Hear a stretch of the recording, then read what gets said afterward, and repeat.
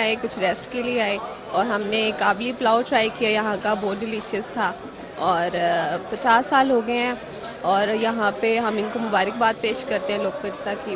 Stall holders کا کہنا ہے کہ شہریوں کا زبردست رد عمل دیکھ کر حوصلہ افزائی ہوئی ہے۔ ثقافتی کھانے ہیں ہمارے اور لوگوں کے رجحان دیکھ کے ہمیں بہت اچھا لگ رہا ہے، لوگ آ رہے ہیں کھانا کھا رہے ہیں اور ان کو بہت پسند آ رہا ہے۔ الحمدللہ لوگ بہت لائک کر رہے ہیں، ایسے ایونٹ ہونے چاہیے، کیوں کہ ایسے لوگ میلوں میں ہم لوگ ایک دوسرے سے ملاقات بھی ہو جاتی ہے اور انجوائمنٹ بھی ہو جاتا ہے۔ سج لگائے ہوئے پشاور چائے لوگ پسند کر لے، اس لیے ہم خوش ہیں۔ لوک میلہ وفاق اور صوبوں کے درمیان قومی یکجہتی اور یگانگت کے فروغ دینے میں بھی اہم کردار ادا کر رہا ہے۔ ملک بھر کے روایتی کھانے، ذائقوں کی سوغاتیں لوک ورثہ کے ثقافتی میلے کا مزہ دوبالا کر رہی ہیں۔